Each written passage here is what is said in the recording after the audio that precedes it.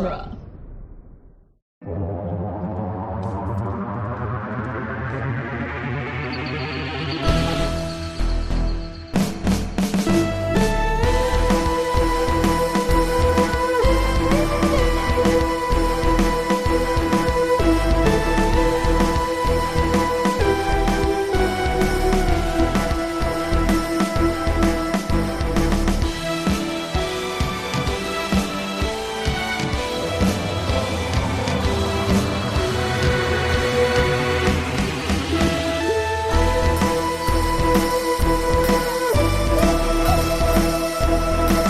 Doctor Who, The Long Way Round, the weekly podcast where we review, discuss, and recap every episode of Doctor Who, one doctor at a time.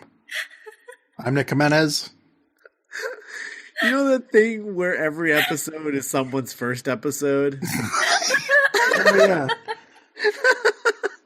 Especially this one. Yeah. Someone's gonna turn this on. I'll check this out. What the hell is this? Hello. The Doctor's Companion presents Doctor Who. I'm Scott Corelli. And I'm Cassandra Fredrickson. And today we are going all the way back to 2005 to discuss Rose, the Ninth Doctor's first story, and kind of the beginning of this current generation of Doctor Who and Whovians and Who culture. Mm-hmm. So Scott, so when we last left everyone's favorite Time Lord, he had just visited the Fox network.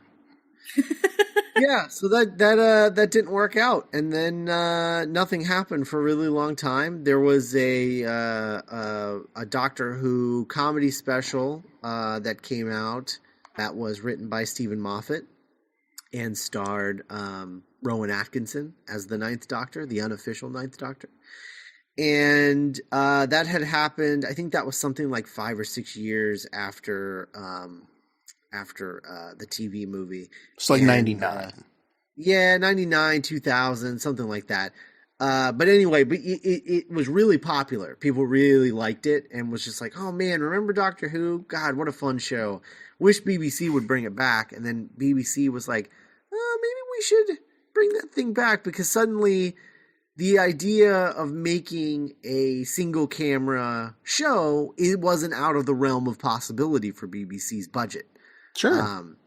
So like now they're like, oh yeah, why don't we bring it back and we do it as a single cam show? Like let's maybe there's other things, but they weren't like bitches. Yeah, they weren't actively looking for anyone to take it over. It just so happened that Russell T Davies was having done. If I'm not mistaken, he did. What was the show that he did? The big show? I keep thinking of the other two shows that are ripoffs of his show, The L Word and Looking, and I'm like, those two were not his show. What was his show? I keep wanting to say Coupling, but that's Moffat. Yeah, that's Moffat. It was about the gay guys in London, and then they remade it in America. Faulty Towers. Nope. I forget what the name of the show was. Oh man, I don't think I know. I don't think it was ever in my brain. Like I just don't think I know it. Queer as Folk. Queer as Folk. Yeah. So he created Queer as Folk, and it was really like a really pretty big hit for England. And then America picked it up and did a remake of it, and then that was a really big hit. And so Russell T Davies was sort of like a guy, like a kind of a had become. He was a hot commodity. Hot commodity, exactly. And he got like a one-off season to do like a Casanova show with David Tennant.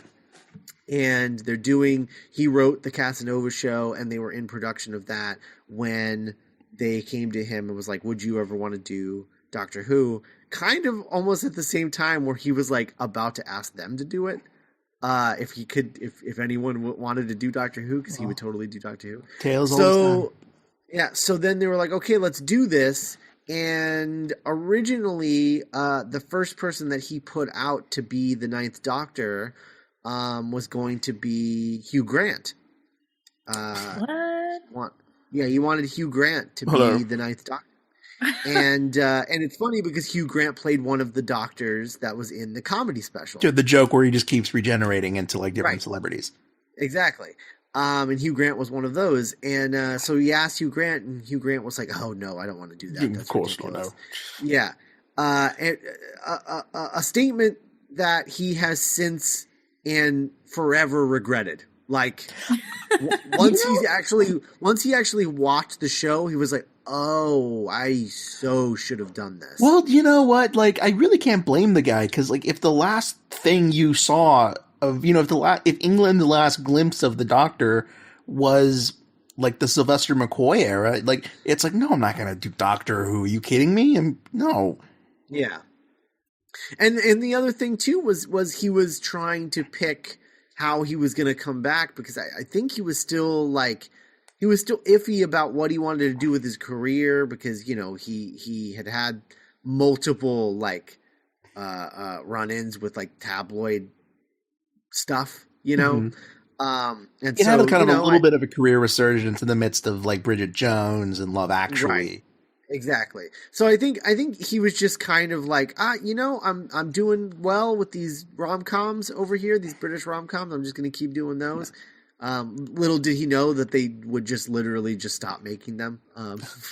And he would eventually go on to serve in British politics to some degree of success. Yeah. So anyway, so Hugh Jackman, Hugh Grant Hello! turned them down. Hugh Grant turned them down, and Run! And then he made a list, and Christopher Eccleston was on the list, and he was the one that was free, and so they talked, and Christopher Eccleston was like not super interested, but at this point, Russell T Davies had more time to sort of figure out who his Doctor was, and he had created this idea of the Time War, and he wanted to return a sense of mystery to the Doctor, which he felt had been lacking basically since the War Games. And because the War Games sort of explains everything a lot of the stuff that you would want to know about the Doctor, and then that was like sort of the beginning of them explaining everything you could possibly want to know about the Doctor's backstory. And I think we forgot to bring this up last week, but this was not Christopher Eccleston's first time being courted for the role of the Doctor. He was also under consideration to play the Eighth Doctor. Also Peter Capaldi. Were they? They were. Yeah. Not in any of the information I found. Oh man, yeah. I was reading up on like, I can't remember what like wiki it was, but like it was like Eccleston turned it down for a very similar like reason as where he would leave the role. Actually, where he was like, my career. And Capaldi just didn't show up to the audition. He was quoted as saying that he was afraid that he wouldn't get it. Huh. Oh. Interesting. So anyway, Eccleston wasn't super interested because there wasn't anything for him to sink his teeth into this character, and then Russell T Davies outlined sort of his vision of the character, which is that he was Gallifrey would be gone. He's actually the last of the Time Lords now, which is a new wrinkle into the Doctor's backstory, and the reason for that was because he wanted to add an air of mystery back to the character. He wanted to put the question back into the title, and as a result of that change, that shift in the story, that's what convinced Eccleston to do it. So he was on board and signed on as the Ninth Doctor, and then they looked for a companion. And since Eccleston wasn't like a big win as far as like, yeah, he's a phenomenal Doctor, but I mean, the reason that they wanted Hugh Grant was because they wanted to be able to say Hugh Grant as the Doctor. Like that would have been a huge get and would have made the premiere this incredible like event. And so since they didn't get that with the Doctor, with Christopher Eccleston, they decided to try and get that with the companion, and eventually settled on Billie Piper, who was a pop star at the time. And so this was akin to basically casting like Britney Spears or something like that in the role. In other words, I'm sure the fans loved it. They hated it, and they were like, really? You learn nothing from Classic Who, which is that you don't get child actors or child pop stars in Doctor Who. Like, they have no business being there and blah, blah, blah, because of the whole Bonnie Langford thing. So they just felt like they were screwing up again. And then, you know, much to everyone's surprise, Billie Piper was actually phenomenal. Yeah, and so that's how we get to Rose. And the reason that it's called Rose, which is a super weird thing for a Doctor Who story to name the story after a companion, is really weird. But the reason that, you know, he decided to do it is because not only did he want it, like, to add that element of mystery to the Doctor, Russell T Davies' idea was to focus on the companions, because he felt that that was something that made the Unearthly Child so good, was that, you know, that pilot, you focus on the companions and the Doctor is this unknown commodity. And he felt that after An Unearthly Child, that sort of went out the window and the Doctor sort of became the main character of the show. And he wanted to sort of take that away a little bit, and at least at the very least, make it a two-hander. But he wanted to come in and make that statement, which is that this is a show about the companion. The companion is the main character, and the Doctor is this,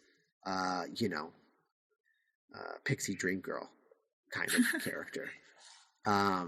And so that's how we get Rose. 2005. So it took a while to get it going, but 10 years.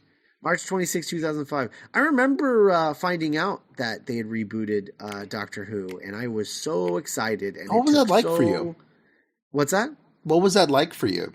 It was interesting because I was at a comic book store, and one of the guys up front were just like sort of talking about it, how it had started in England, and there was no plans to bring it to America at the time. And they were just like, God, we got to figure out a way to get it. And this was right as torrenting was just beginning. And so it was at that place where torrenting was new enough that the people who knew about it pretended that they didn't, and just pretended they were cool enough to have copies of things they shouldn't have copies of. That thing where they're just like, I know a guy, like that. John Internet. Yeah. So there was a guy at the comic shop who was totally that guy. And, he was literally selling bootleg copies of the Doctor Who episodes. Oh my God. Yeah. So I would come in every week and I'd buy the new episode. Because I love Doctor Who, and so I watched it. About a week later than England, but there was no like social media so much in 2005, like not to the extent where, it was difficult to avoid spoilers or anything like that. Oh yeah. So yeah, that's how I watched Doctor Who, and that's actually how I watched it for a long time. Because America didn't get Doctor Who until I believe the Martha Jones season is when they finally started airing the Eccleston stuff in America. I don't know. I remember like the announcement of Martha Jones like on like BBC. I remember I was in like a public library and I was like, oh, they cast Rose's replacement, and it had like that kind of famous photograph of like Freema in like her like red leather jacket and like her hair. So maybe it was just 2 years off then instead of 3. Because I remember they were airing on like the Sci-Fi Channel, kind of like a season. Right, and they would cut in commercials, and it was awful. It was really bad. It was really bad editing. Not that you could do a very good job, but because these don't have commercials. But yeah, that's definitely. So yeah, I watched Rose. Probably I want to say like 3 or so weeks after it aired, and I remember being like, "Oh, that was fun. New cool leather jacket doctor, and he's kind of a dork, which is fun. All right, cool. I'm on board." And then the End of the World was like, "Oh my god, holy crap, this show's gonna be amazing." And then Unquiet Dead was like, "Yeah, that was kind of boring." But fine, I guess. And then the farting aliens, I started to get scared. But then Dalek was the thing that won me over forever. So that was that's how that happened. But I don't know. Let's talk about Rose, I guess. So how many times have you guys seen this episode, do you think? Probably this was probably my second time. Wait, seriously? Yeah, I actually didn't watch this when it first showed up on. The first Doctor Who episode I ever saw was on the Sci-Fi Channel, and it was the Simon Pegg episode. Oh. Because that's why I was... episode to start with. Well, yeah, it's because I was just like, oh, Simon Pegg's on this show. And apparently it was like a remake of some show that was cool in the 70s. Well, Simon Pegg's on it, so I'm 14 and I'm going to watch it. Right. And yeah, this I don't think it was until they eventually just reran it, and then I was like, oh, I guess this is the first one. I can finally see how this all. So I don't have any I actually can't remember the first time I saw this episode, and it probably wouldn't be a crazy bet to say this is the first time I watched this episode all the way through in one go. Interesting. Wow. Okay. Sandra, how many times do you think you've seen this? I think this might have been 5. Yeah. I think this is about a dozen for me, probably. Jesus. Yeah, I mean, I end up watching this episode a lot because I'm always introducing new people to Who, Right. So to Who? Yep. I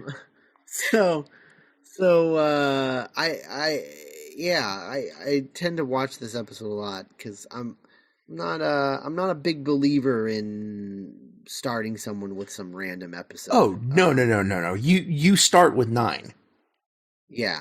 I don't care what your friend says. Because I feel like if you don't start with 9, you don't appreciate him. Anyone who started with 10, the people that started with 10, they tend to not appreciate 9. And the people who started with 11, they don't appreciate 9 or 10, which is mind-boggling to me. Sure. 9 I can also understand because he's not hunky like 10 and 11 are, but not liking 10. Come on. Seriously? Well, it's kind of it's like, oh, well, what was your favorite cast of Saturday Night Live? Well, it's whenever you were in middle school. Yeah, I guess so. I just don't. I guess I don't. I just don't subscribe to that in Doctor Who. I can kind of appreciate it because I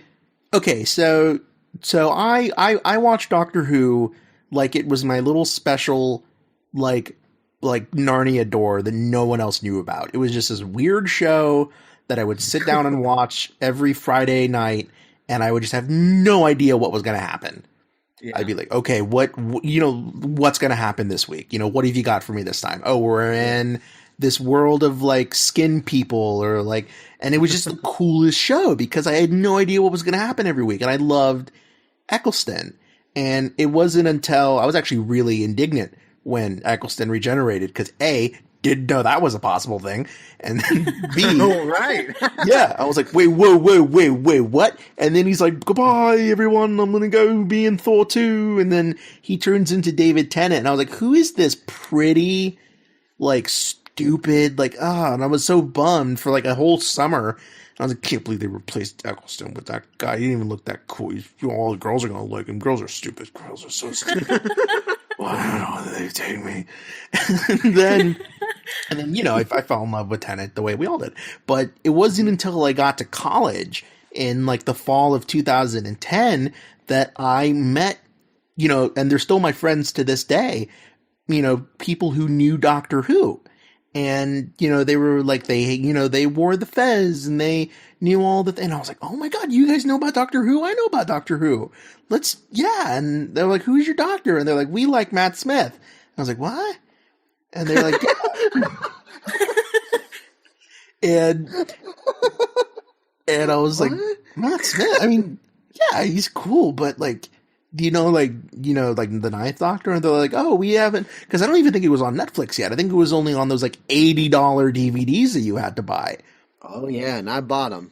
Yeah, but like their love of the show was so earnest and pure, and that I was like, oh, so this is just there, because like I'm sure that old farts at comic book stores would scoff at me for starting with Eccleston, Mm-hmm. It's like, oh, you didn't see Unearthly Child? Bah, get out of here, you fake geek boy, And so I think it's something uniquely beautiful about Doctor Who that everyone kind of can have their own doctor, their own like gateway, their own sort of finding your dad's old records. I mean, I understand the gateway thing, but my issue comes when there's people who call themselves Doctor Who fans who just completely write off other doctors. Oh, sure. Because then I'm just like, okay, so you don't like Doctor Who, you just like that guy. Yeah. Which is, I feel, is different. It's just like, like when Matt Smith regenerated into Peter Capaldi, so many people stopped watching the show. Mm-hmm. So many people. I know I did. And that's always rubbed me the wrong way. Because I'm just okay, so I don't know. It's kind of like those fans that only like the big album with the big single on it, Right. How did you start watching the show, Cassandra? Did you start here? Yeah, I started from the beginning. My boyfriend at the time was like, "You got to watch this show," and I was like, "Okay." And were you Daria at the time? I guess. You gotta watch this show. Okay.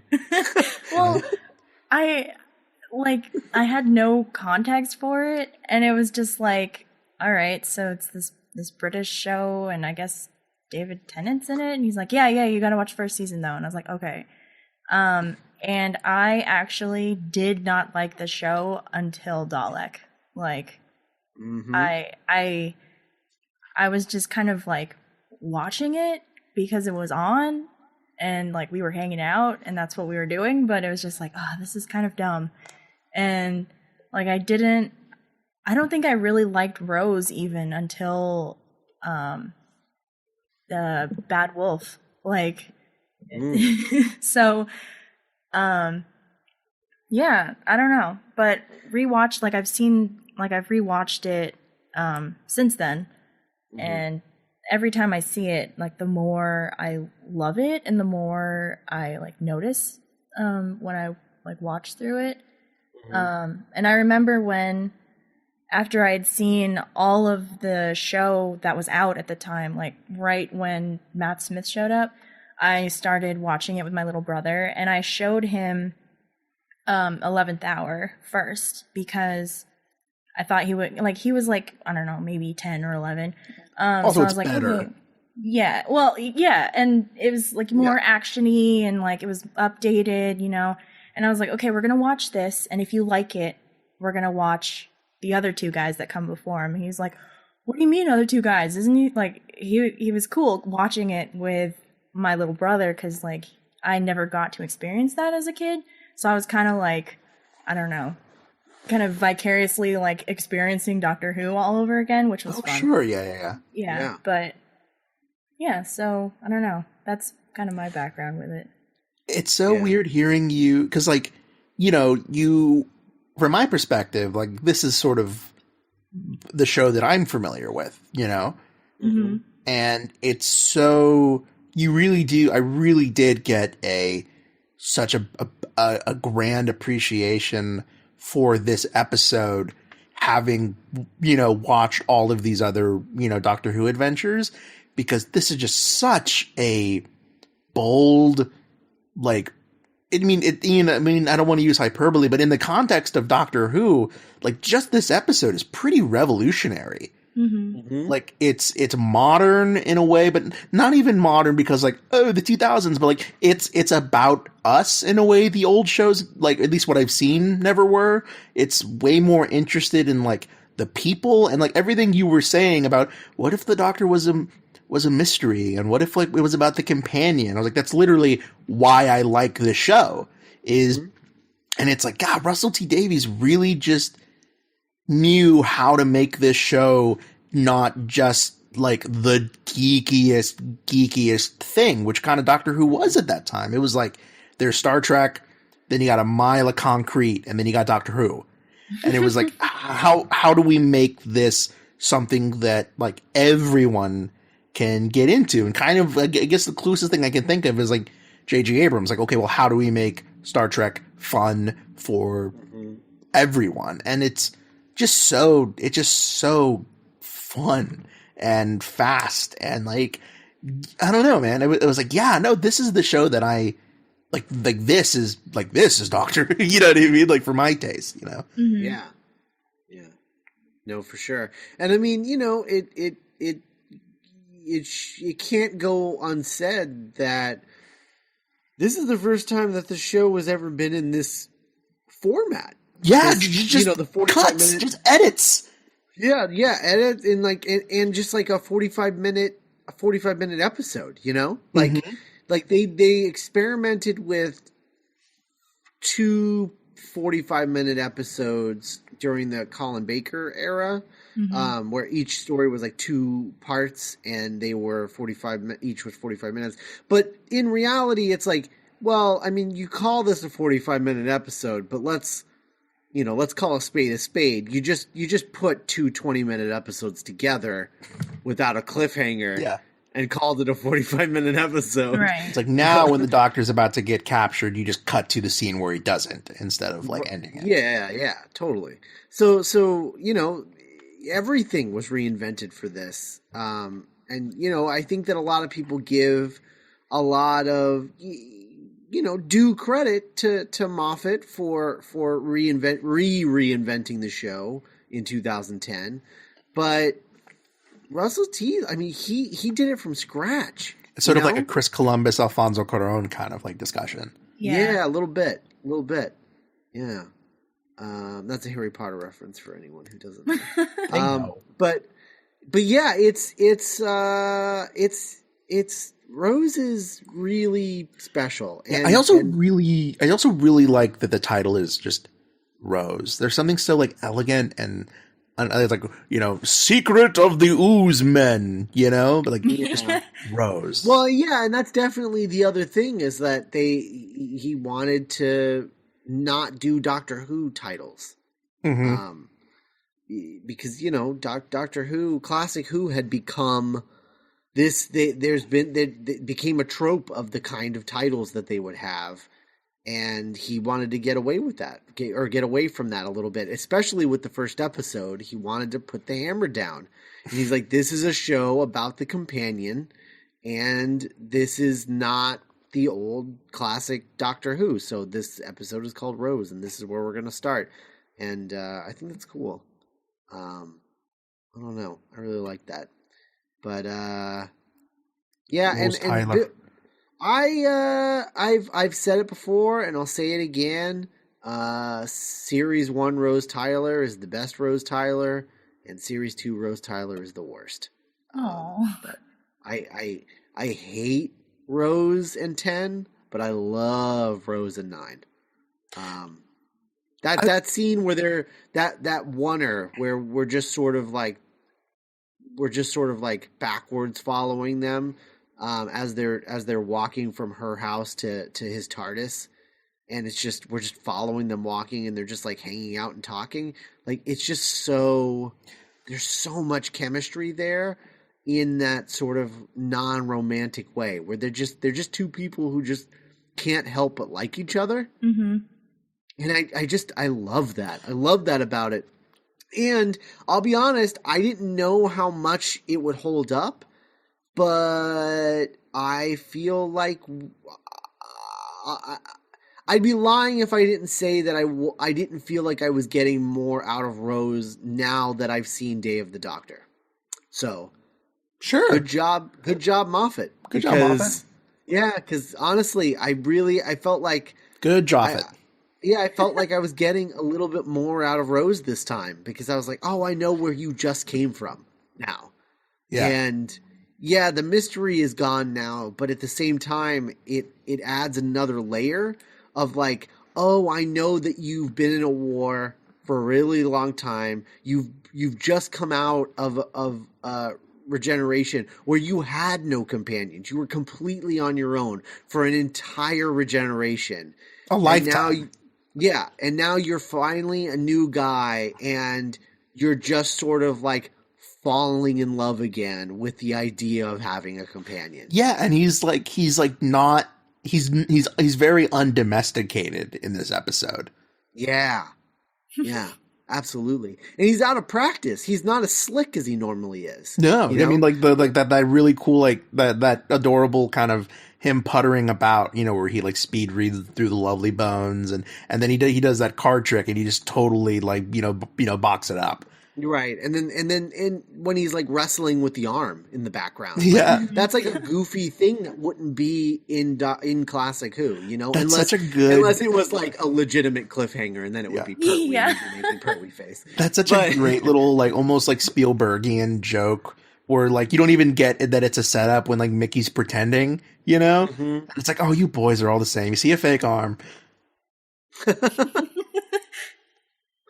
Yeah. So I'm really kind of, there's a lot of like little choices here that Russell T Davies make that really fascinate me. Like, I don't know. I think it's really interesting that our main character is like a pretty popular, in a relationship, has a job, like blonde girl, like it's just so like none of that screams pilot. You know what I mean? Like I was like, wow, like she's actually doing pretty okay. For some reason, I always imagine like Rose being like, oh, she was a down and out, head nowhere loser pants. But like, no, she's like a normal. She kind of was. I mean, she has that line like after her job blows up. She has that line with Mickey where she's like, I don't know what I'm going to do now. Like maybe I'll get. I forget what it is because I don't know the English lingo by heart, but I know what she meant in America and like in like American colloquialism is that she's like, I guess I could go to college, or I could finish college. And then she mentioned something about like a guy, like her getting distracted by a guy or something like that, and that's why she didn't finish college. And why she's living with her mom and working at a shop. At the shop, yeah. How old is she? How old is she supposed to be? Like the character Rose. Isn't she like in her early 20s? Yeah. Like 21, 22? Yeah, something like that, I would say. Yeah. I'm pretty sure, like, I might be completely wrong on this, but I think that in England, you finish, like, the equivalent of high school at, like, 16. Mm-hmm. So, like, going for your A-levels or whatever they call it, like... Yeah, that's what she said. Yeah. Like, you go immediately from, like here, but like 2 years younger. So like if she's like in her early 20s, she's been out of school for like maybe 4 years at this point. Right. So that's what she said. She's like, I could finish my A levels. I think is what she said. Yeah. So like I don't know, she is kind of like, because she finished high school presumably, but she didn't go to college, so she's in like because this of a dead boy. End. Yeah, she's in this like dead end retail job, and she lives at home, and she's about to become Jackie. Yeah. Yeah, that's basically, I think that's the idea, is that, like her mom, she's like looking into her future, like both in her mom and in this guy who I swear to God in that first scene in that montage of like Rose's day and she's like at lunch. That weird like run Lola run like speed montage. Yeah, well, and there's that moment where she's like on at the fountain on lunch and she's like Mickey, with Mickey. I every time I watch this, I remember watching this the first time and being like, oh, she's got a gay best friend. Oh yeah, I knew he totally like because like I maybe like, it did not scream like that's her boyfriend because like she never even like she doesn't kiss him until she kisses him goodbye like at the end of the episode. Yeah, and like it's just she just has no interest, and so I just never got any romantic chemistry between the two of them. So I remember watching this first episode. And being like, even when he goes, "Oh, that's my girl," and I was like, "Oh, that's my funny. Woman." He's calling, I'm like, "Oh, that's funny." He's calling her his woman, even though he's gay. Like, I just it took a long time for me to realize that he wasn't gay. Every scene with Mickey, I was just like, "Oh, Mickey." Like, he is a F boy. Like, he is like, bro, you need to get out of there. Yeah, it's. When he's like gripping onto her leg, I also feel like the director, Keith Boak. I think there's a reason that he is responsible for Rose, which is some of the goofiest stuff in the Russell T Davies era, which is saying something. And like I feel like he was telling Mickey like, "Oh, act like you're in a Doctor Who story," and so he's like. Way over the top, ridiculous. And this is before he's an Auton. Right. Even before he's an Auton. And then when he's an Auton, it's even worse. Yeah. And then at the end, he's like gripping onto her leg like a toddler. Like it's ridiculous. He's like, it's absurd. It's like he's in a kid's show, you know, like not what Russell T Davies was wanting this show to be. And then funny story, Keith Boak, the other story that he directed this season, because as you know, this show shoots in blocks. So like a director, at least during the Russell T Davies era, so like a director would come on and they're going to direct, you know, 2 or 3 episodes and they'll do it in a block. So Keith Boak directed this and then they went directly from this into Aliens of London, World War III. And I'm like, that makes so much sense because farting aliens and burping trash cans is a direct correlation. Yeah. So like I was like, okay, I'm glad this guy never came back because he is not a good director. It's also kind of a testament to like the strength of Noel Clarke that he after this, you know, performance, which I'm sure, you know, you're an actor, you do the performance that you're being directed, you know, and you trust the director. It's so cool that he ended up becoming such a vital part of the mythology and sort of, you know, fit and changed into what would become like the proper kind of like Russell T Davies era mood. Yeah, absolutely. Because I think after World War III, Aliens in London, after that story, Mickey becomes a much better, like more nuanced, more 3-dimensional character. Well, it becomes a little tin dog. Understand where he's coming from with things more. Whereas in this, he is the worst. And then in Aliens in London, World War III, he is like a whiny crybaby. And so it's interesting realizing that the connection there is the director and like, oh, that's why I've never been a fan of those 2 stories. There's also a really tone. There's also a really fun little like continuity error, but they didn't know at the time, where Mickey dies according to Rose, and she is so sad. And there's a part where Rose is like, "Oh, I'll have to tell him, Mom." And I'm like, "Hey, he doesn't have a mom; he has a gran." Oh yeah. Oh yeah! Wow. Mm-hmm. Huh. Good catch. Thank you. Good catch. Yeah, but you know, you got to give it up to Russell T Davies because like this script on its own, like because I read the script because I have the script book for this whole first season, and Mickey's fine, like in the script. Mm-hmm. It's 100% the director that is making him do these ridiculous things and turning him into like a cartoon villain, and just a ridiculous. More like a LeFou, like a cartoon foil. No, you know what he's like? He's like the really annoying character in every sitcom in the 80s and early 90s. He's a boner. He's like an annoying. He's like the Urkel of like this episode. Yeah. Like he's just that annoying character, or the Kimmy Gibbler. He's like the Kimmy Gibbler. Mm-hmm. Where you're just like, okay, you are working way over the top of everyone else. He's like the Elmira. Yeah. And obviously it's because the director was like bigger, mm-hmm. and both Billy Piper and Christopher Eccleston was like, no. Yeah. I don't do bigger. Yeah. I'll get deeper and more intense. I wouldn't be surprised though if Keith Boak isn't a big responsible party for Eccleston wanting to leave. Get that chocolate away. This was his first batch of episodes that they filmed, Yeah. Where like this director telling him to be goofier and sillier and dumber, and he came on to this project believing that he was going to bring something really serious and dramatic and nuanced to this character. Yeah. Yeah. And he's just like, and then Keith Boak comes in and he's like, hey, so you know how the aliens have like these zippers? So like, what if they fart? Wouldn't that be great? We could cast a bunch of fat people. Oh my god! And then just Eccleston, just like, oh my god, what? This is exactly what I didn't want to do. So. God, can you imagine if he designed the Ninth Doctor's costume? It's like a Cat in the Hat suit, and like,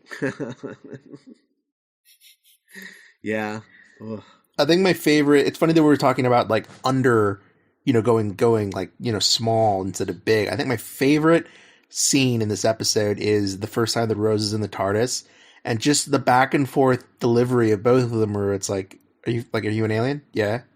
Is that okay? Yeah. And I was like, oh, there's just so much like sexual tension, but also just like I don't know. I love that. It almost reminds me of like a Vicky Vale, Michael Keaton, like Batman conversation, where it's just so good and like understated. Oh yeah, absolutely. For the record, Curse of Fatal Death, the Stephen Moffat penned like comedy special that aired in it aired exactly 6 years prior, so March 1999. Nice. Huh. Yeah. So it took 6 years from that until they could get Russell T Davies to do Doctor Who. So I always thought it was sort of sad that they sort of blew Rowan Atkinson's role of the Doctor in like a parody, because I actually thought he would make a good proper Doctor. Yeah, I think he was one of the people that Russell T originally went to, and he turned it down too. Like, no. Probably it's so weird when you said he didn't understand the dramatic take. Sure. It was probably the opposite of the reason that others turned it down. It's so funny when you said turn it down. I just pictured Mr. Bean going like, waving his hand in front of his Teddy. No. Oh yeah. And then falling asleep like his character in as Mr. Beans are wont to do. Yeah, I really like this episode. I think it's really solid. I think that there are some things that don't work. Most of the really silly stuff. With the burping trash can and what have you. Right, the burping trash can and everything that Mickey does. Yeah, the really funny, brutal execution of a father in front of his wife and son. Oh my god. Oh yeah. Really rough. I think all the silly stuff kind of ties it back to like the original though. Like having just watched a bunch of classic Who in succession and then watching this, it's like, okay, there's elements here that... Yeah, I think you're right. I think it does, but I think that's the director doing that because he doesn't know what this new show is supposed to be. But I like Doctor Who because, like, especially the new stuff, because it can be very silly but also very serious at the same time. Like, we'll take like Matt Smith, like Dinosaurs on a Spaceship versus like the Doctor's Wife, like, you know? Mm-hmm. Right. So I like that it can kind of go both ways. Yeah. I do think that there's a difference between the silliness in Dinosaurs on a Spaceship and the silliness here and in Aliens in London. Or mostly like, mostly the flatulence, but you know. That's true. Or like to take this season, like the Aliens in London 2-parter versus Boomtown, where she shows up again, and it's just like that conversation that they have over dinner. Yeah. Like, that's phenomenal. Yeah, absolutely. Or, you know, some of my favorite Doctor Who moments are, you know, like I you know, the Unicorn and the Wasp, where you have like that sort of like Mel Brooksian, like physical comedy bit, you know. Mm-hmm. That restaurant where they go to eat pizza, which that's the whole thing, is like, oh, we could go get some pizza or maybe Chinese, and he's like, pizza. It is what he says. Good one, Scott. And then they cut to the restaurant, and I'm like, this is the fanciest pizza place I've ever seen. No, I like to call it the Cafe BBC, because I mean, God, if that isn't the exact same restaurant that like the Ninth Doctor takes Madame Hooch to, like later on. Or no. Remember the one where it's not Madame Hooch, but like the sequel where she keeps trying to poison him. Boomtown. We were just talking about Boomtown. Yeah. That is Boomtown? Okay, cool. Yeah, that's Boomtown, yeah. Okay, cool. I don't think that's the same restaurant though. Maybe it is, but they shot it from a different angle and I don't recognize it, but either way, like I think it's really weird. It does look like the restaurant though in Clara's first story, the legit Clara. Which one? The Bells of St. John. Yeah, Bells of St. John, the restaurant where everyone freezes and she's like, "What's going on?" Remember? Yeah. Yeah, I think that this is the same. And Matt Smith is like, motorcycled up a building. Yeah, right. I think it's interesting that you mentioned earlier that you like Rose with 9 more. Mm-hmm. Like, it's like the opposite of Clara. Because, like, you know, like Rose was made to be Eccleston's companion, and then, like, she gets Tennant, and they're just, like, you know, doe-eyed and haughty. They're just like... C. Davies just like, I don't know, they fall in love? Whatever. Sure, whatever. That's never happened before, sure. But that, like, and Clara's kind of like the placeholder, because, you know, she comes after the pawns and it's just like, oh, I don't know what to do. I guess she has a crush on him. Let's do that. Yeah. But now, like, with Capaldi, like, she, like... Oh, yeah. You know what I mean? She was phenomenal with Capaldi. Yeah.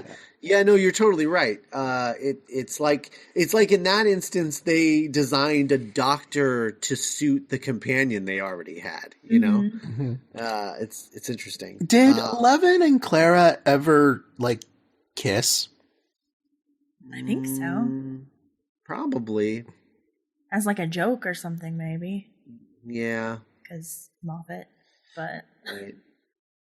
Because like I can't really think, because like there's that classic Amy 11 makeout, right? And then it's so funny picturing scenes like that when now that we've gone through all the Doctors, it's just like just picturing her like making out with Troughton, and you're like, and him just being really uncomfortable, Yeah, it's does that classic the same guy, so it's just it's like maybe don't do that. Like somewhere in the recesses of Eleven's mind, Hartnell's like, yes. Do it, Snorter. Do it. I'm pretty sure that's not Hartnell. I think that's Filch. Yeah, I think that's Filch. Why do you think I use this bendy straw? Oh God. Yeah, I really like Rose and Eccleston. I do not like Rose and Ten at all. I just like Rose. but I only like Rose here. I only like Rose in this part. Like in season 2, she's a little too smug for me. I'm not a fan. Just not a fan. I love Martha and 10, and I love 10 and Donna. Obviously. Yeah, the Don. Yeah. But not crazy about 10 and Martha or 10 and Rose, which we're gonna talk about more next week. But I also something else. I've seen this stupid thing like 12 times at this point, and probably more if I'm being totally honest. But we should always be totally honest. What I noticed this time was like, so there's that really terrible Photoshop joke. Yes, it's so good. Where the crazy guy is like, look, he was at the JFK assassination, and this was the first time that I realized that it's a double joke because the JFK assassination happened on the day the Doctor Who premiered. Mm-hmm. Oh crap! Yeah, what a weird joke to make, Russell T Davies. Yeah, so it's like it's a reference to the premiere of Doctor Who without referencing the premiere of Doctor Who. But referencing, the darkest day of a nation's history. Yeah, but not their nation, so they don't care. That's funny. What a great way to get through like the pilot exposition of like a genre show, That's such a clever writer idea. Where like, oh, she finds a conspiracy nut and she's already done all the homework for her. Yeah. And also you get the addition of the sort of Davies like penchant for the dark side of the Doctor. Mm-hmm. And you get that introduced in this scene where he's like, and he always has a constant companion with him. And you're like, cute companion. And she's like, oh, like who? And he goes, death. And you're like, oh. Oh my God. What if he was like, death? And then he pulls out another photo and it's like Tegan. Oh. I thought you were going to be like, he pulls out another photo and it's just the Doctor hanging out with the Grim Reaper. Just playing chess. Going on adventures together. Just Adam Carolla. The Grim Reaper from Bogus Journey. Oh, totally. The best Grim Reaper. Yeah, the best Grim Reaper ever. Second is Billy and Mandy Grim Reaper. Yeah.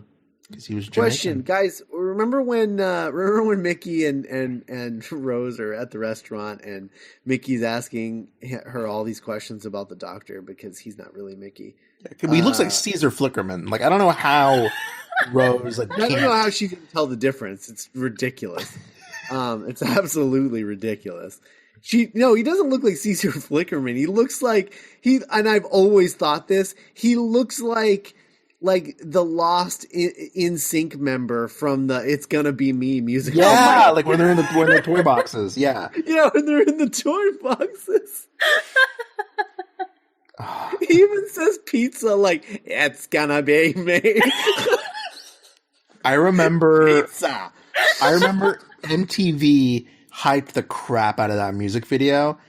And yeah, because remember they used to have that show Making the Video, and that was one of the Making the Video special. Like, I wasn't even that big of like a boy band person, Yeah. But I was just like, well, I guess we gotta watch this. I mean, it's the new NSYNC video. It's gonna change pop culture forever. And then like it came on, and I was like, what? What's going on? Is this a Small Soldiers reference? Yeah. But yeah, he totally looks like an NSYNC member from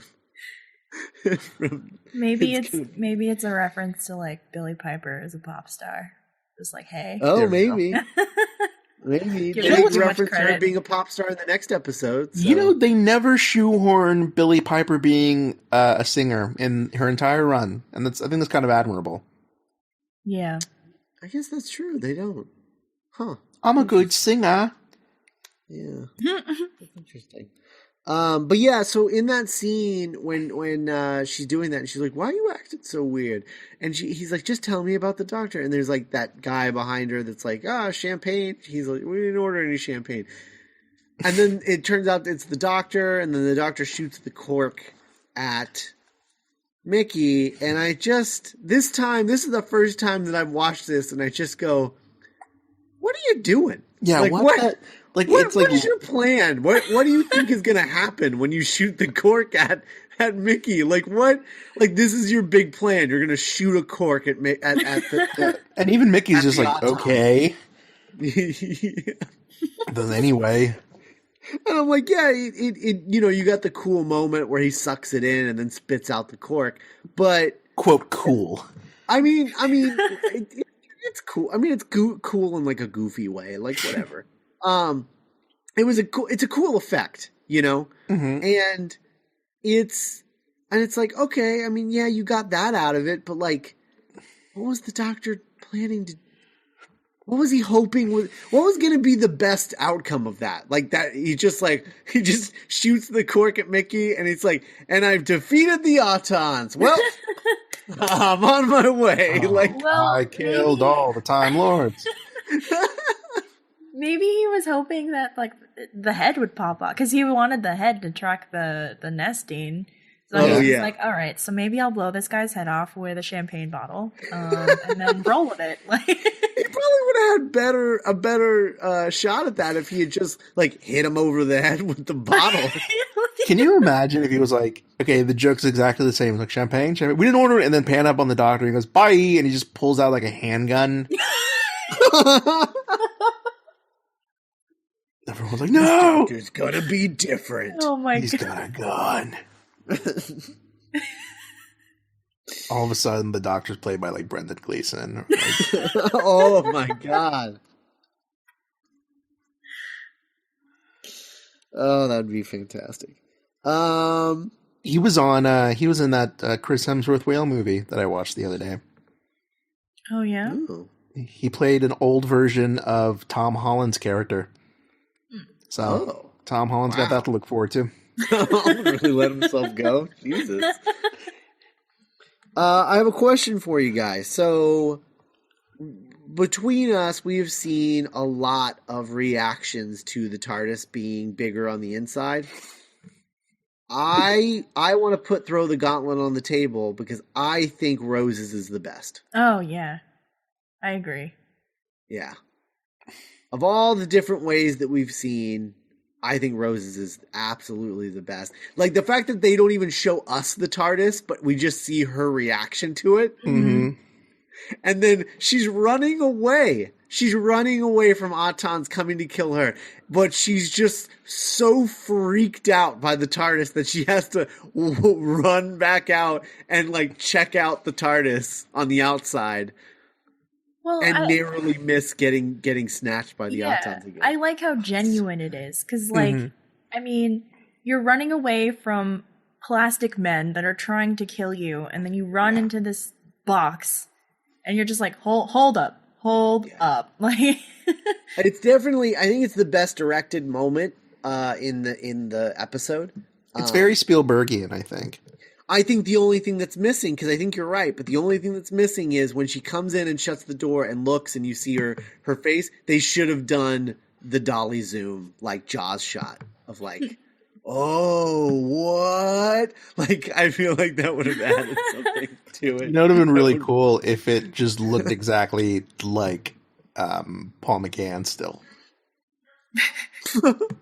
Oh, yeah, that would, yeah. I'm sure it crossed their minds. Like I didn't want to change. I liked it the way it was. I'm sure it crossed their minds. Although that would probably be really expensive to house that set. Sure, yeah. So big. Whereas like this TARDIS set and every TARDIS set that they've had since, well, with the exception of 11's first TARDIS interior, which was pretty gigantic. Mm-hmm. I imagine that right next to the TARDIS set is like whatever other sets that they need for that episode, So, because it's not that big, and it's interesting because the TARDIS interior set on this show is kind of really until 11 is really sitcom-y. Honestly, it's got that multicam feel to it because you really only see the three walls. Yeah. More often than not, know. Every once in a while they'll get coverage of the fourth wall, but it's like it's a rarity. that they get coverage in that direction. Usually it's only because they have to, because there's a third person in the TARDIS. Mm-hmm. Yeah. So it's interesting. The more I think about Matt Smith's TARDIS, that was a good one. It was a good TARDIS. It was a real good one. It was a good TARDIS for a good doctor. Yeah. And I like Capaldi's TARDIS too. I mean, I do. I think it suits him. But, yeah. I don't know. What you guys have? Any other thoughts? Oh, I do. I will say the idea of the Doctor having a northern accent, like that joke of like, north. I mean, that's like in the top 10 Doctor Who lines like ever. I think. Yeah, lots of planets have a north. That whole scene is great with the London Eye and everything. Like, it's so great because, like, a lot of times with companions, the reason that the Doctor makes them a companion is always because they do one thing that impresses him, and he's like, "Oh, I'm going to hang out with this person." Like they seem smart, or clever, or whatever. But like Rose is just like a relentless supply of cleverness in this episode, to the point where and she's charming, and she's like not like taken off guard by the Doctor's like weirdness, like she's kind of into it. And it just, you totally understand what he sees in her as a companion in this story, which I think is cool. They hit it over the head, which is, I think, a good choice. I really like it, especially for this first story. Yeah. Yeah, I really like that. I forgot how much I love Rose's theme. Like, music. It played at the end of the episode, and I was like, oh man, it's so good. Yeah, Rose's theme is really good. I like that a lot. Oh, and speaking of the end of the episode, the joke, which I love the joke, which is the bit where he's like, be a companion, and then Mickey begs for her to stay, and she's like, oh yeah, I gotta stay because I gotta take care of my young child, apparently. that I'm for some reason sleeping with. I don't know. It baffles me. And so she leaves.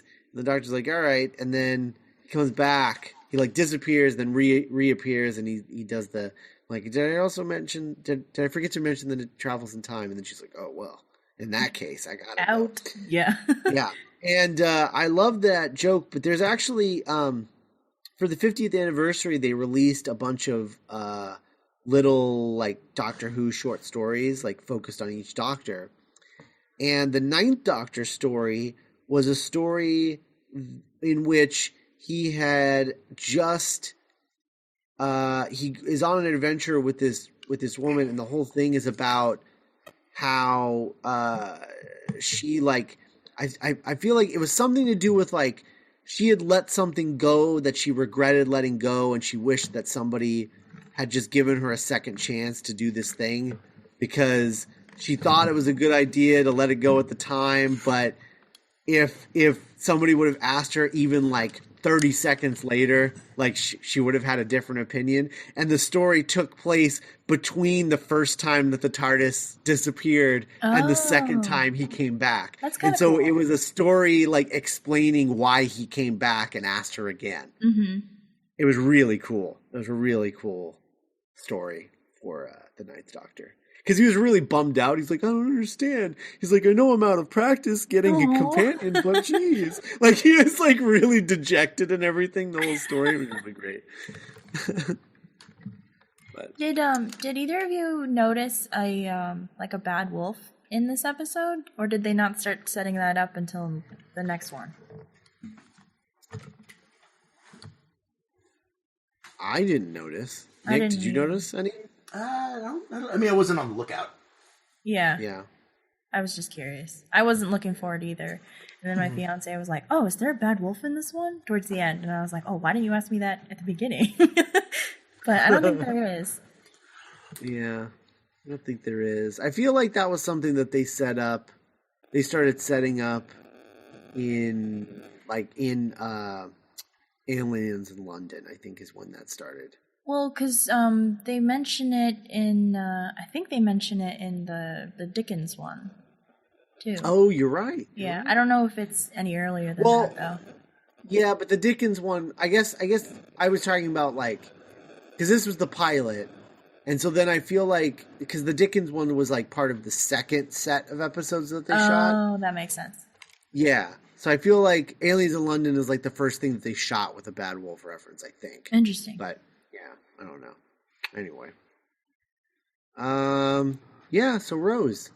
Well, if you'd like to visit us on our website, you always can at the Doctor's Companion wall, or should I mention duelinggenre.com. We have consolidated all of our podcasts, The Doctor's Companion, Back to the Future Minute, and Geek by Night into one website called duelinggenre.com. It's our production company that we all are working hard under, and it also has a support option at duelinggenre.com/support. And if you like our podcast, and if you want to donate like a buck a month or $2 a month, it'll help us out. And you can contact us at contact@thedoctorscompanion.us, tweet us at TDCpod, and follow us on Tumblr at the Doctor's Companion Podcast.tumblr.com. We love hearing from you guys.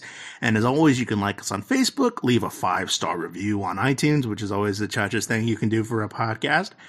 And be sure to join us next time when we learn that there is more to do than can ever be done with David Tennant's first ever episode of The Christmas Invasion.